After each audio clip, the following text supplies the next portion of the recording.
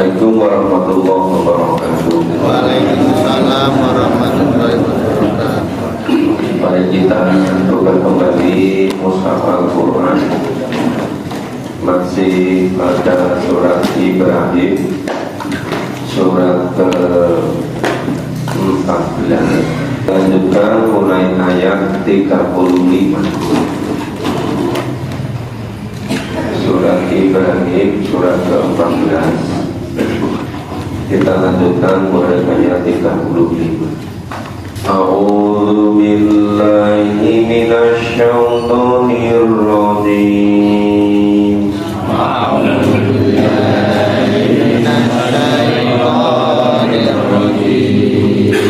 Bismillahirrahmanirrahim.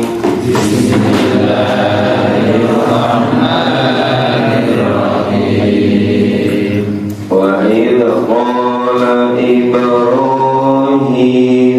rabbi ij'al hadzal balada amina.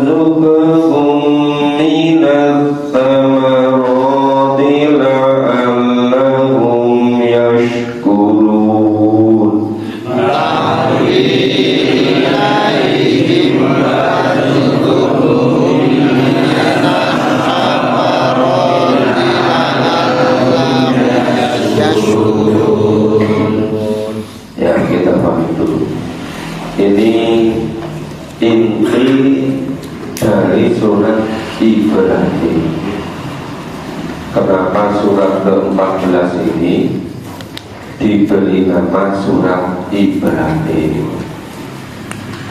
Wa idh qala Ibrahim, dan Dan ingatlah ketika Ibrahim berkata, Rabbi ja'al hadzal balada amina. Ya Allah, jadikanlah negeri ini negeri yang aman. Yang dimaksud negeri ini itu negeri Mekah. Jadi ketika Ibrahim membawa istri dan putranya, putra yang bernama Ismail masih kecil, dibawa ke Mekah. Setelah sampai di situ, Nabi Ibrahim berdoa. Doanya, Rabbi ja'al hadzal balada amina. Ya Allah, jadikanlah negeri Mekah ini negeri yang aman. Waj'alni wa baniya an na'budal asnam. Dan jauhkanlah kami dan anak keturunanku, ya, dan jauhkanlah aku dan anak keturunanku anak budal asnam, menyembah berhala-berhala. Jadi permohonannya di ayat ini dua. Pertama, memohon supaya negeri Mekah dijadikan negeri yang aman. Yang kedua, supaya dijauhkan dari menyembah berhala. Nah, kan ketika Ibrahim di keluarga sudah dialog dengan orang tuanya, ya, orang tuanya, keluarga besarnya itu bukan hanya nyembah berhala, tetapi juga yang membuat berhala-berhala. Maka di ayat surah terjadi dialog yang cukup panjang antara Ibrahim dengan bapaknya, keluarganya. Maka sampai Ibrahim itu menghancurkan berhala-berhala, tapi kampaknya dikalungkan pada patung yang paling besar. Ketika patung itu sudah hancur semua, orang sama bingung, siapa ini yang menghancurkan patung-patung itu. Nah, kemudian ketika mereka sudah tahu, sudah mencurigai, ini yang gerak-geriknya mencurigakan itu memang nggak ada lain kecuali Ibrahim. Ibrahim ditanya, kenapa kau hancurkan patung-patung itu?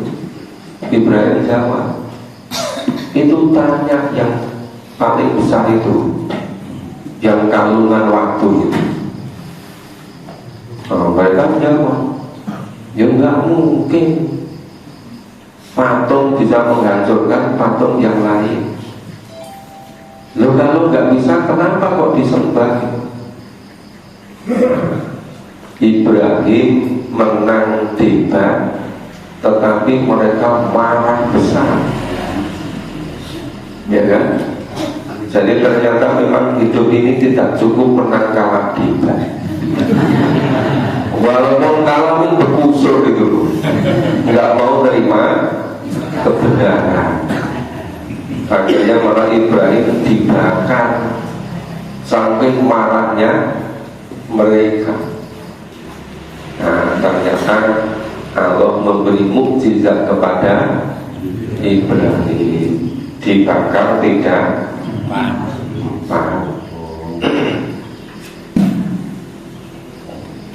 Terus Ibrahim sudah tua, kok malah malaikat datang ngabarkan yang akan dianugerahi anak. Ternyata betul-betul ada anak dari satu istri yang namanya Ishak, dari istri yang lain namanya Ismail. Tapi Ismail yang lebih dulu. Kemudian Ismail dibawa, ditaruh di Mekah. Setelah sampai di Mekah, berdoa ini, ya, berdoa supaya Mekah dijadikan negeri yang aman dan supaya dijauhkan dari menyembah berhala. Kartu Ibrahim dikenal sebagai bapak tauhid, ya, pejuang mengesahkan Allah, mentauhidkan Allah. Rabbi innahunna adlalna katsiran minan nas.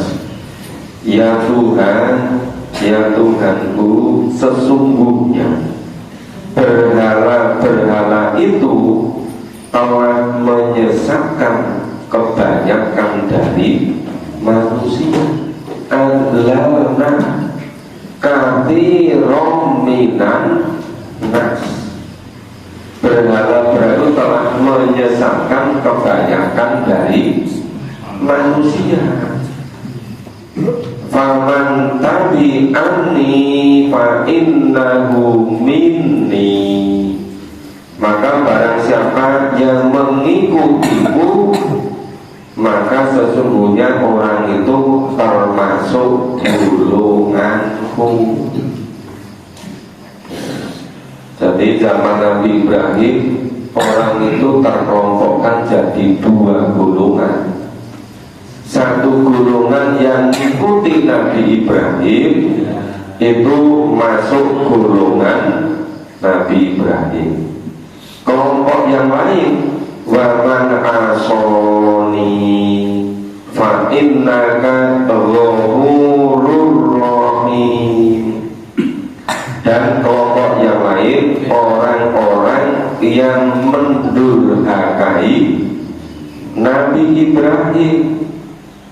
Ya, fa'innaka, sesungguhnya engkau, orang yang durhaka tadi, sesungguhnya engkau ya Allah, Ghafurur Rahim, Maha Pengampun lagi Maha Penyayang.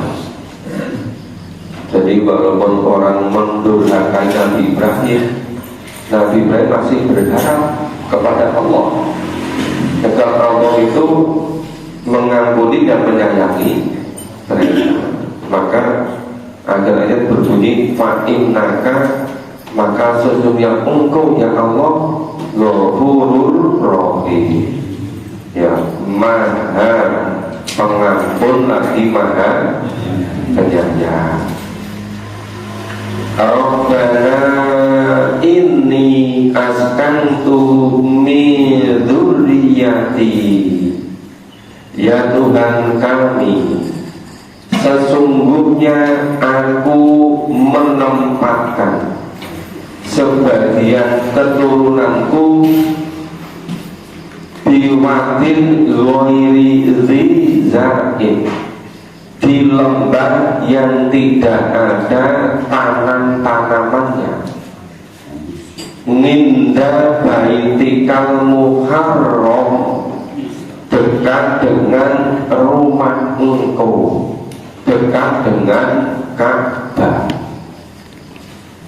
Jadi itu tadi Nabi Ibrahim membawa istri dan anaknya, dari satu istri dan satu anak. Anaknya namanya siapa? Ismail. Ibunya Ismail namanya siapa?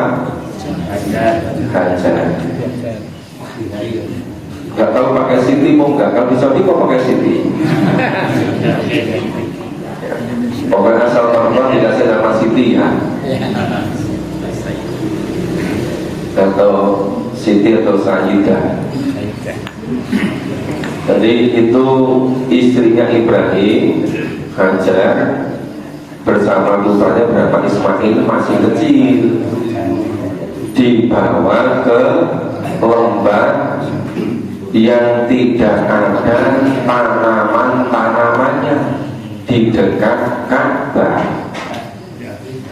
Nah, supaya apa?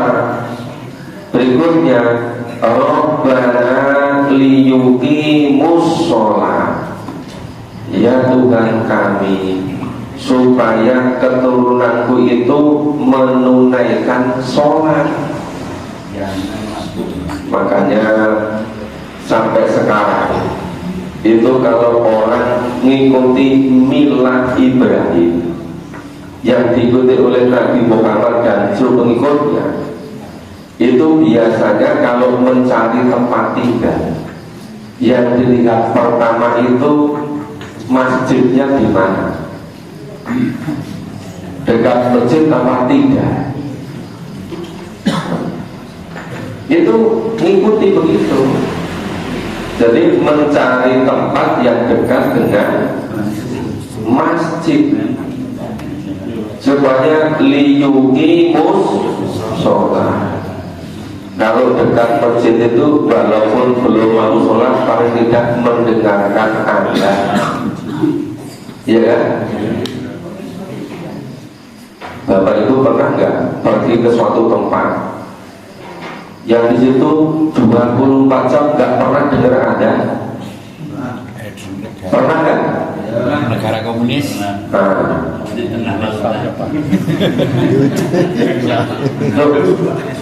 Itu pernah juga, saya masih di Indonesia. Itu ditempatkan sesuatu hotel berbintang, tapi di kawasan elit yang itu orang-orang elit semua, nggak ada masjidnya. Jadi nggak kedengaran suara. Wah, orang-orang itu mengidolakan tempat tinggal yang prestisius, digambarkan seperti surga, harganya mahal sekali, tapi tidak ada masjidnya. Coba ini.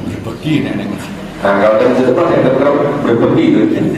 Ini berbeda sekali dengan Nabi Ibrahim. Jadi sebagian keturunannya diletakkan di lembah yang tidak ada tanamannya, yang dekat dengan Baitullah. Jadi yang tertentu dekat dengan Baitullah gitu loh.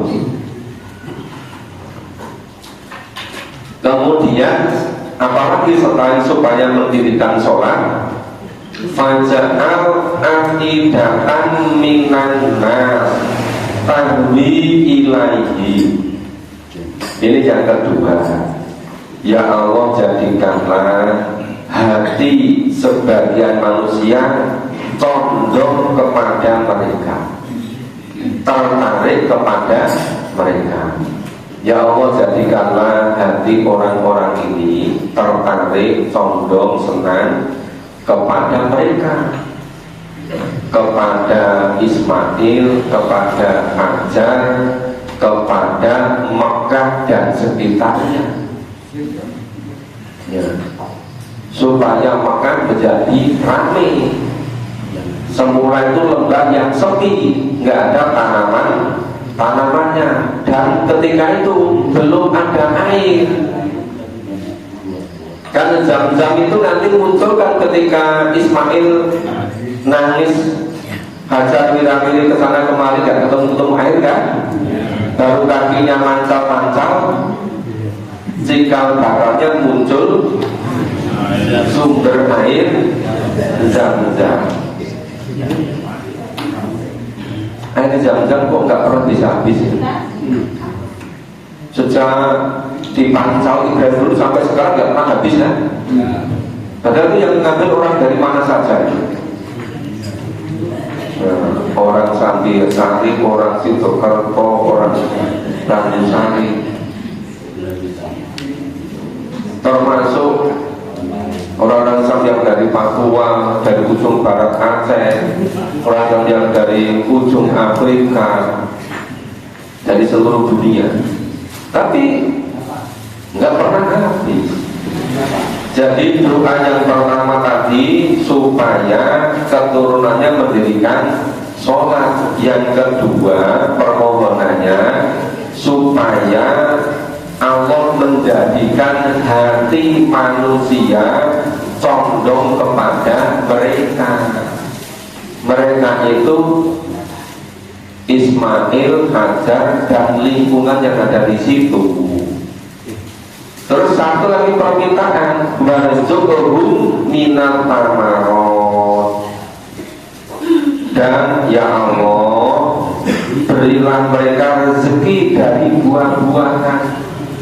Lo tadi dibilangkan di awal, keturunannya ditaruh di lembah yang tidak ada tanaman-tanamannya.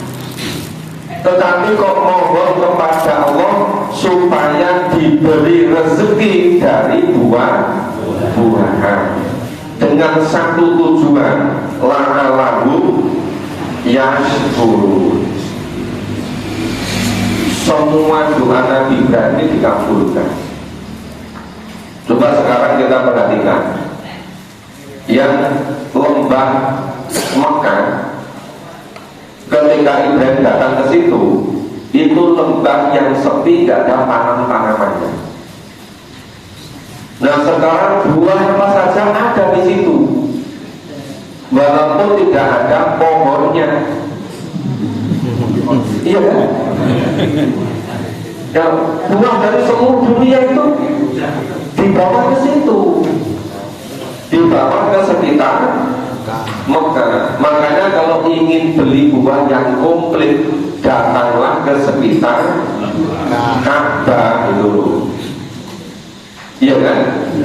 Jadi kalau mengabulkan doa Nabi Ibrahim.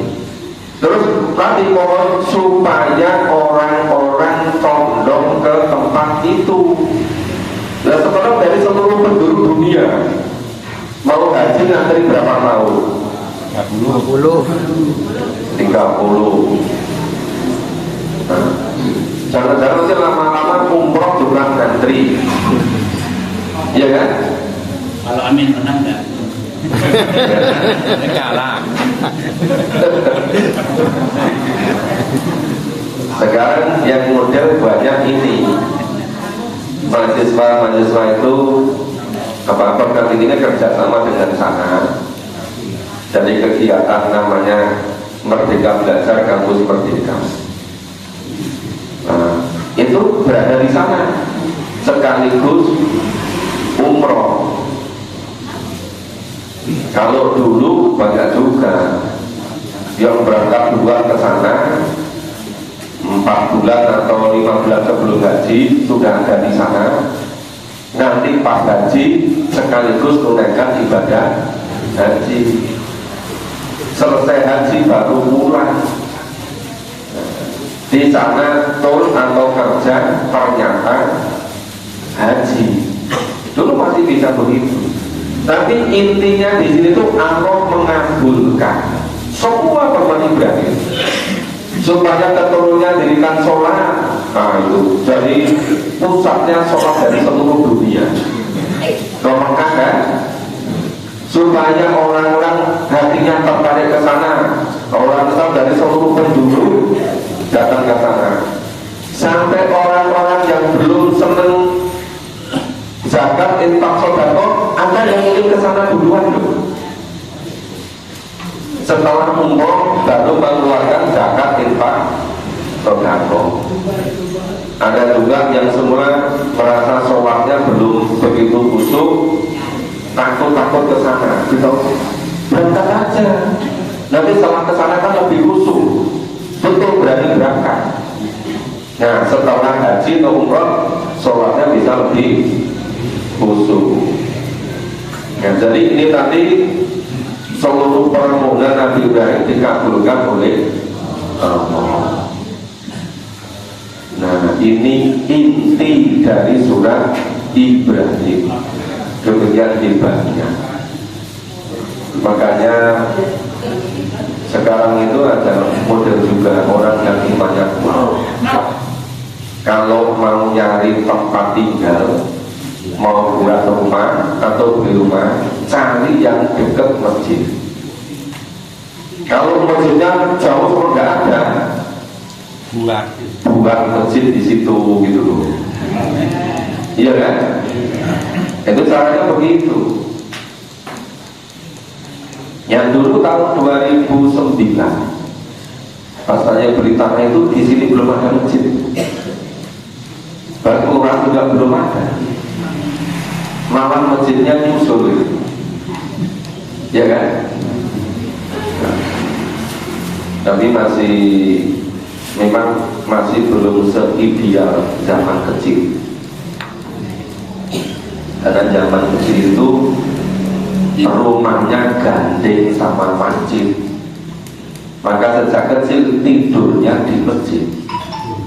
Dulu di Jogja itu ada dua, namanya anak masjid atau anak bukan masjid.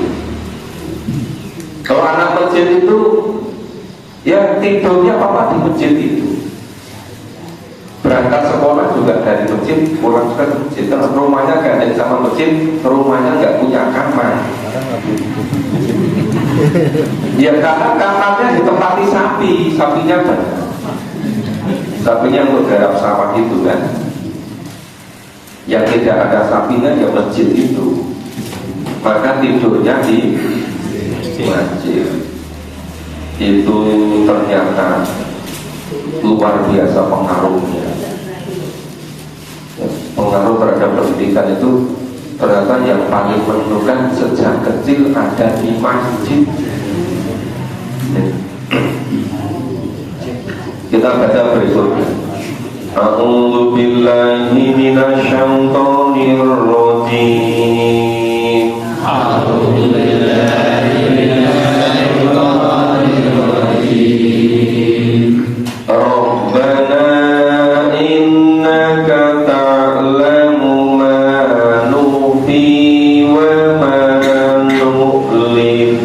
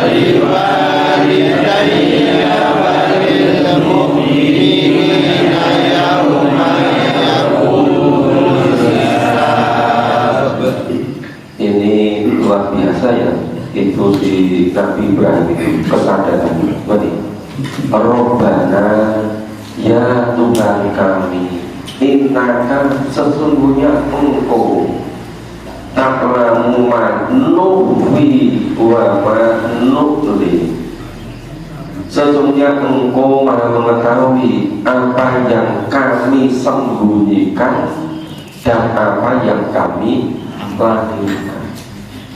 Betul-betul sadar bahwa Allah itu Maha mengetahui segala-galanya. Nah, mungkin kebanyakan orang-orang sekarang itu tidak jujur, mungkin karena tidak ada kesadaran ini. Jadi dikira Allah itu nggak mengetahui apa yang disembunyikan. Maka Nabi Ibrahim betul-betul sadar, Rabbana innaka ta'lamu ma nukhfi wa ma nu'lin. Ya Allah ya Tuhanku, sesungguhnya Engkau Maha mengetahui apa yang aku sembunyikan dan apa yang aku nyatakan atau lahirkan. Wa ma yakhfa 'alallahi min syai' ya bil ardi wa la fis sama.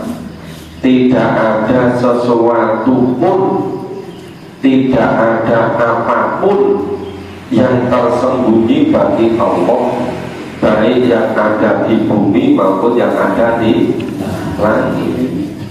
Ya, selama kita ini masih hidup di bumi, masih di bawah langit, tidak ada yang bisa sembunyi, walaupun tidak diketahui KPK, walaupun tidak diketahui atasan,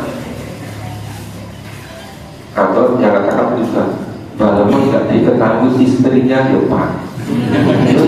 Enggak bersama kan yang mengetahui. Istrinya walaupun tidak diketahui oleh bapaknya, dia nggak diketahui, nggak ikut. Tapi Allah Maha mengetahui seluruhnya yang ada di langit dan ada di bumi. Nggak ada yang dari Allah. Alhamdulillahilladzi wahabali, segala puji bagi Allah yang telah menganugerahkan kepadaku. Wahabali, menganugerahkan kepadaku apa? Ngalal kibari Ismail wa Ishaq. Ya, ketika hari tua Ibrahim, ngalal Ibrahim sudah tua, nikah berpuluh-puluh tahun, sampai rambutnya udah penuh uban semua. Mungkin kalau model sekarang bukan hanya uban, malah rambutnya serak-serakan yang kepala gitu. Nggak mau tumbuh serak-serakan itu. Nah, dan istrinya sudah sangat tua, nggak pernah punya anak. Ternyata Allah menganugerahi dua anak, satu bernama Ismail, satu bernama Ishaq. Yang Ismail dari istrinya yang bernama Siti Hajar. Tadi pakai Siti bukan? Pakai saja ya biar mudah. Yang ibunya Ishaq nama siapa? Pakai Siti juga ya? Ya, Siti Saro. Jadi yang Siti Saro punya anak namanya Ishaq. Yang Siti Hajar punya anak namanya Ismail. Nah, dari Ismail ini cikal bakalnya itu Islam di Mekah dan sekitarnya. Kemudian yang dari Ishaq ini menurunkan Yakub, dari Yakub menurunkan Yusuf, terus turun sampai ke Musa, sampai ke Isa. Itu dari Ishaq cakap cikal bakali Yahudi, cikal bakale Israel, cikal bakale Yunani. Lalu dulu itu masalahnya di kitab suci mereka disebutkan bahwa nabi yang terakhir itu nanti yang akan diutus dari daerah yang ada pohon kurmanya. Nah, yang ada pohon kurmanya itu Mekah dan Medina. Orang-orang Yahudi ya, itu sudah menyiapkan diri, mereka sama pindah ke daerah yang dulu namanya Yasrib, dulu dikenal Madinah, karena mereka sudah merasa ini yang dekat pohon kurma itu Mekah dan Madinah. Makanya orang-orang Yahudi menetap di sekitar Madinah supaya ada di antara mereka yang dipilih jadi nabi yang terakhir. Jadi mereka sudah berpuluh-puluh tahun, ratusan tahun menyiapkan diri supaya dari mereka ada yang diangkat jadi nabi rasul terakhir. Ternyata yang dipilih oleh Allah dari keturunan Ismail, yaitu Nabi Muhammad. Nah, mereka kecewa berat, tidak bisa menerima keputusan Allah. Jadi yang tidak bisa diterima bukan hanya keputusan MK, keputusan Allah itu tidak bisa diterima. Itu Israel itu Yahudi. Maka banyak di antara Nabi Rasul dibunuh oleh mereka. Makanya kalau bunuh orang biasa itu seperti bunuh binatang. Membunuh Nabi pun biasa itu. Apalagi setelah kecewanya luar biasa. Ternyata yang diangkat jadi Nabi dan Rasul terakhir bukan dari kalangan Yahudi. Ini semakin bodoh itu. Tapi selama hidup Nabi, mereka tidak pernah menang dengan orang Islam, tidak pernah sekalipun. Selama hidup Nabi itu perang dengan mereka 4 kali. Keempat-empatnya dimenangkan orang mukmin semua. Kenapa? Karena orang mukmin ketika itu betul-betul berpegang kepada wahyu, dipimpin oleh Nabi, diikuti oleh orang-orang yang beriman. Maka Allah membantu orang yang beriman, Allah jadi penolong orang yang beriman, Allah jadi pelindung orang yang beriman. Nah, setelah orang Islam itu meninggalkan kitab sucinya, lebih percaya ngomongan orang daripada firman Allah, itu yang berikutnya sampai sekarang orang Islam nggak kunjung tiba bisa menang, gara-gara meninggalkan kitab sucinya. Maka saya sering menyampaikan, sampai kapanpun tidak pernah ada kekuatan orang Islam, kalau bahasa akademiknya tidak pernah ada kebangkitan orang Islam kecuali dengan Al-Quran. Kapanpun dimanapun tidak akan pernah ada, kecuali kalau orang Islam itu sadar bahwa kekuatan itu dari Allah. Kekuatan dari Allah itu karena mengikuti tuntunan Allah yang ada pada Al-Quran dan Sunnah. Nah, kalau ada kesadaran itu, baru nanti suatu ketika ada generasi yang betul-betul imannya kuat. Nah, saya ini zaman Al-Quran ini dorak gelap. Monggo saya di ngaji di ngotot betul sangat aneh-aneh kok Pak. Lu zaman ini Quran kok aneh-aneh. Aneh jadi aneh-aneh. Padahal seharusnya yang sumber utama pertama itu Quran. Nah, ini pentingnya memahami, mengamalkan Al-Quran. Tadi sampai mana tadi? Oh, ayat 39 ya. Oh, tadi Nabi Ibrahim sudah tua, ngawal ibadi, tetapi Allah menganugerahi 2 putra Satu bernama Ismail dari istri yang bernama Hajar, dan satu lagi namanya Ishak dari istri yang bernama Saroh. Ya. Terus inna robbi lasami unduha, sesungguhnya Tuhanku benar-benar maha mendengar doaku, maha mengabulkan doa.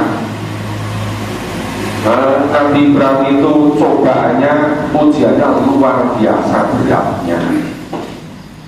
Makanya seluruh doanya dikabulkan oleh Allah. Walaupun sudah tua renta punya 2 anak laki-laki gitu. Dan itu terus turun-temurun jadi Nabi, jadi Rasul. Rabbi ja'alni muqimas sholat wa min dzurriyyati. Ya Tuhanku, ya Allah, jadikanlah aku dan keturunanku, dzurriyyah, keturunanku, anak cucuku, ya, orang-orang yang tetap menunaikan sholat. Jadi tadi doa yang di atas tadi terus dibawa terus, supaya Ibrahim dan keturunannya tetap sampai kapanpun tetap mendirikan sholat. Jadi kalau ada anak keturunan Ibrahim, dzurriyyahnya nggak tahu sudah turunan ke berapa ratus atau berapa ribu kali nggak mendirikan sholat, itu berarti mengingkari dari keturunan Ibrahim. Rabbana maqabbal doa. Ya Tuhan kami, perkenanlah doaku. Rabbana firli wa li walidayya wa lil mu'minina yauma yaqumul hisab. Ya Tuhan kami, berilah ampun kepadaku, kedua orang tua ibu bapakku, dan orang-orang beriman, orang mukmin. Kapan? Yauma yaqumul hisab, pada hari hisab, yaumil mizan, yaumul hisab. Banyak mufassir yang menjelaskan ini doa ini khusus Nabi Ibrahim, boleh mendoakan orang tuanya yang musyrik, khusus untuk Nabi Ibrahim. Tapi selain Nabi Ibrahim nggak boleh mendoakan orang yang musyrik. Karena yang meninggal dalam keadaan musyrik. Makanya kalau supaya bisa didoakan, mau meninggal, musyriknya dibersihkan dulu. Kapan kira-kira meninggalnya? Dibersihkan dulu gitu loh musyriknya, biar nanti didoakan. Jangan sampai meninggal membawa kemusyrikan. Karena Allah perintahkan wala tamutunna illa wa antum muslimun. Masih ada waktunya, kita lanjutkan ya? Masih bisa 2 ayat lagi kan? A'udzu billahi minasy syaithanir rajim. A'udzu billahi minasy syaithanir rajim. Wa la tahsabanna Allaha ghafilan.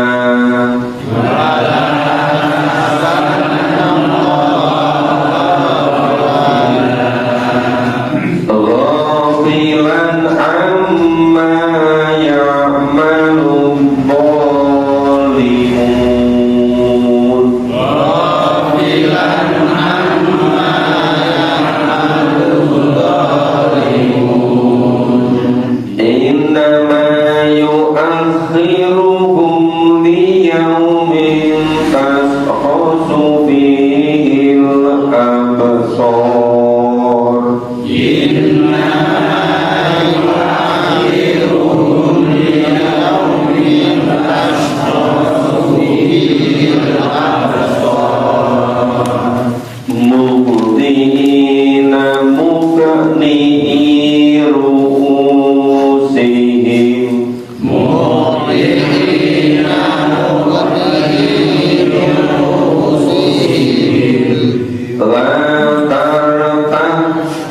ilaihim tarfuhum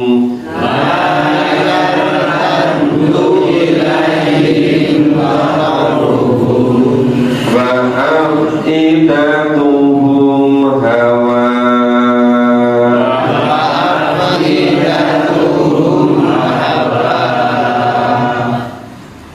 Ini setelah Allah mengisahkan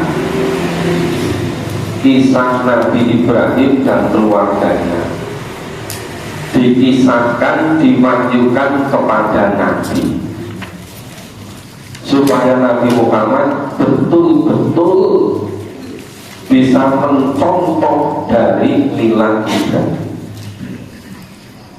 Nabi nyampaikan pada para sahabat kemudian memahami, menirukan, menghafal. Kemudian tim penulis wahyu menuliskan Al-Quran.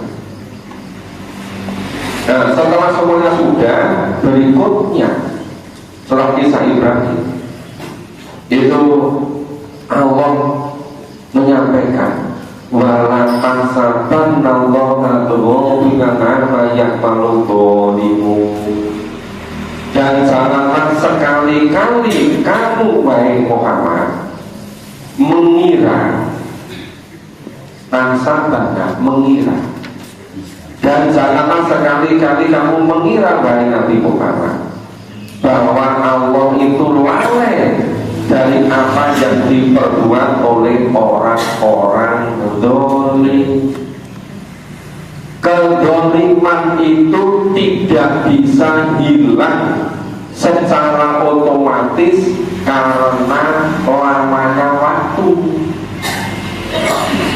Jadi sampai kapanpun kezaliman tetap harus dipertanggungjawabkan. Kalau di dunia nggak diminta pertanggungjawaban, di akhirat pasti. Jadi jangan merasa senang gembira bolak-balik syukuran apa? Ini korupsi sepanjang jalan kok nggak ketangkap KPK, merasa aman gitu. Terus hasil korupsi yang dibagi-bagikan karena bentuk kesyukuran. Ke sebagian diajak, ayo kita umroh. Dari mana? Ini benturan kecil-kecil aja dari korupsi itu umroh masih turun. Ya kok ya udah gelem gitu, tidak umroh dari hasil korupsi gitu, atau ngambil yang bukan. Ya. Jadi ini Allah pesan kepada Nabi Muhammad dan pengikutnya, jangan sekali-kali mengira bahwa Allah itu lupa ya dari apa yang diperbuat oleh orang-orang yang zalim. Sampai kapanpun tetap kita pertanggungjawaban, walaupun orang-orang semua tidak lupa gitu. Inna ma yu'akhiruhum liyaumin taskhasu fihil absar. Sesungguhnya Allah memberi tangguh kepada mereka sampai pada waktu mata mereka terbelalak, dikira wis do lupa kabeh, ternyata Gusti Allah nggak lupa. Ternyata ada di catatan malaikat, namanya di kitab siji. Ternyata diceritakan oleh kulitnya, marah-marah, kulit, ngapain kamu bermimil? Cerita itu, ngapain kamu kok bisa ngomong kulit itu? Nah, kulitnya jawab, ya Gusti Allah yang mentakdirkan bisa ngomong. Makanya kalau berbuat dosa nggak ketahuan, jangan merasa bangga. Kenapa? Kulitnya sendiri bisa jadi saksi di hadapan Allah, tangan sendiri jadi saksi di hadapan Allah. Muti'ina mutni'i ru'usihi. Ini cirinya satu, mereka datang bergegas-gegas menemui panggilan dari Allah dengan mengangkat kepalanya. Nah, wajahkan ilahim torbuhum.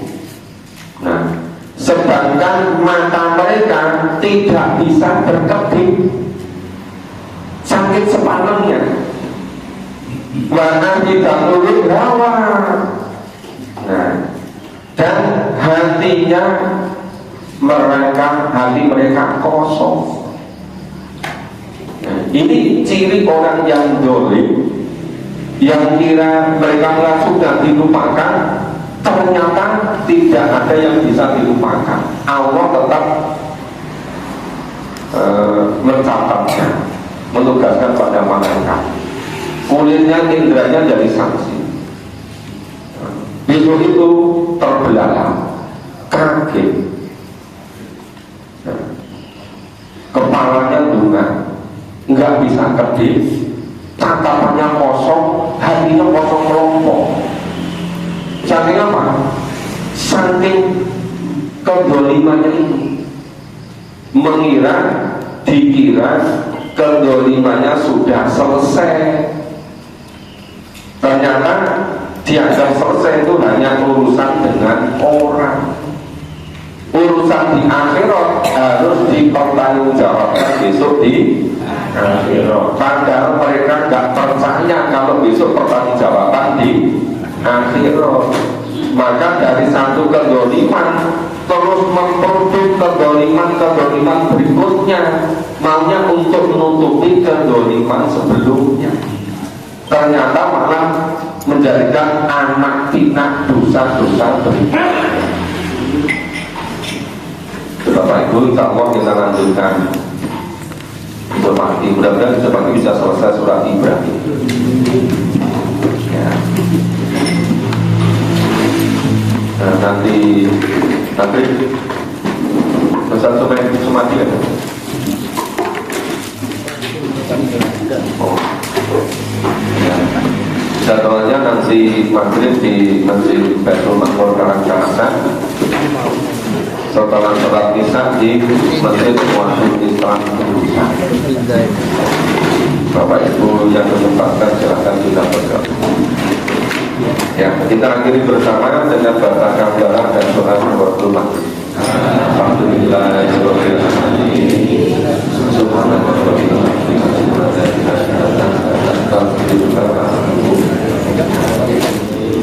Assalamualaikum warahmatullahi wabarakatuh.